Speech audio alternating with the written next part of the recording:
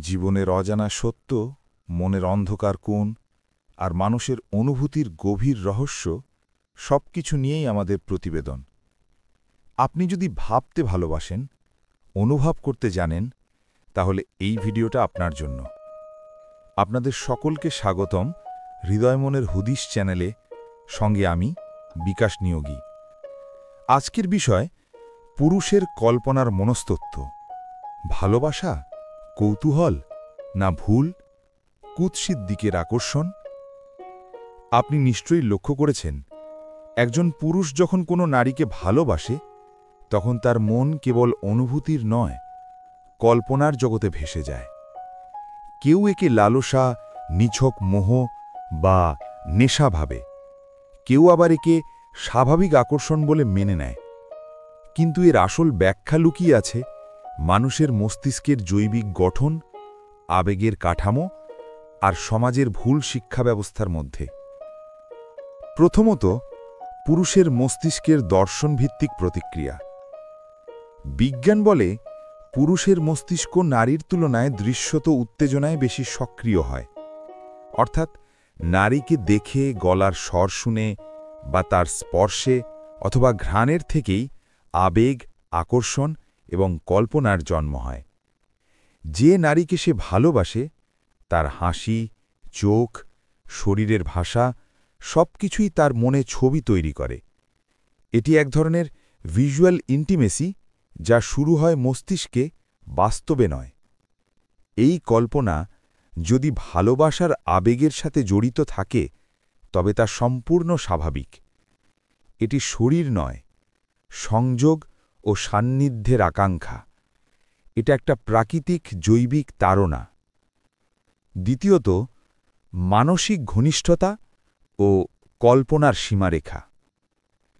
যখন কোনো পুরুষ কারো প্রতি মানসিকভাবে গভীরভাবে জড়িয়ে পড়ে, তখন তার মনে জন্ম নেয় শারীরিক কৌতূহল। এই কৌতূহল প্রাকৃতিক, কিন্তু বিপদ শুরু হয় তখন যখন সে কল্পনাকে বাস্তব দাবি হিসেবে দেখতে শুরু করে।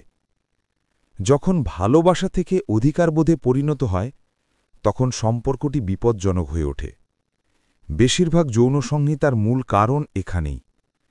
অনেক সময় মানসিকভাবে জড়িয়ে পড়ার পর কেউ যদি প্রত্যাশিত সাড়া না পায়, তখন কিছু পুরুষের মস্তিষ্কে রিজেকশন ট্রমা সক্রিয় হয়, যেখানে ভালোবাসা হারিয়ে যায় এবং ওনারশিপ বা নিজের অধিকার মনে করা মানসিকতা তৈরি হয়।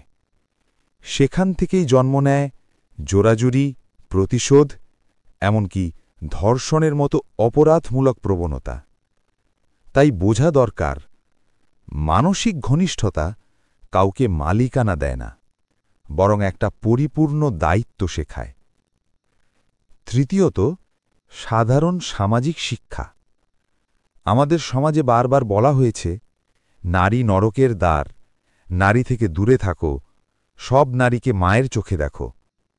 এই কথাগুলো শোনার পর অনেক পুরুষ নারীর প্রতি প্রাকৃতিক আকর্ষণকেই অপরাধ মনে করে ফেলে। ফলে মন দমন করে, রিপু দমন করতে শেখানো হয়। কিন্তু বেশিরভাগ জন মনের কল্পনাকে চেপে রাখতে পারে না। এই দমনই পরবর্তীতে বিকৃত মানসিকতা তৈরি করে, যেখানে ভালোবাসা নয়, লুকানো অপরাধবোধ ও কৌতূহলের মিশ্রণ কাজ করে। আসলে ধর্ম বা সমাজ নারীকে শত্রু বলেনি, বলেছে অসংযমকে শত্রু। নারী নয়, আসক্তিই বিপদ।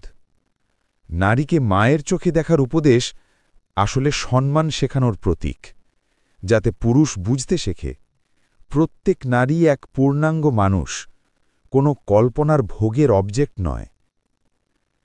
চতুর্থত, কল্পনা যদি সীমায় থাকে। মানুষের মস্তিষ্ক কল্পনা করে, এটাই তার সৃজনশীলতা। যদি সেই কল্পনা ভালোবাসা, শ্রদ্ধা ও সম্মানের ভিত্তিতে হয়, তাহলে সেটি মানুষের সৌন্দর্য। কিন্তু যদি কল্পনা অধিকার, নিয়ন্ত্রণ বা কুরুচিকর নোংরা ভোগের মানসিকতা থেকে জন্ম নেয়, তবে সেটি বিপজ্জনক।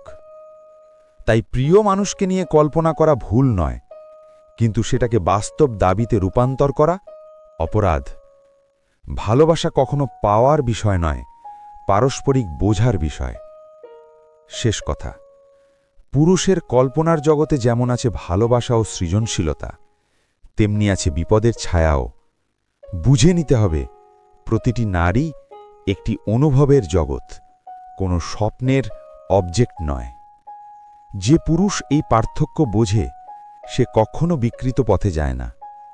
তাই কল্পনা নয়, শ্রদ্ধাই হোক পুরুষত্বের আসল শক্তি। শেষে কথা হল, যে পুরুষ নারীর ভেতরে শুধু শরীর নয়, একজন মানুষকে দেখতে পারে, সেই সত্যিকারের পুরুষ। আসলে নারীতে প্রকৃত মানুষকে দেখতে শেখায় সত্যিকারের পুরুষত্ব। যে পুরুষ নারীকে সম্মানের চোখে দেখে, মানুষ হিসেবে ভালোবাসে, সেই পুরুষই সত্যিকারের অর্থে মহান। ধন্যবাদ, নমস্কার।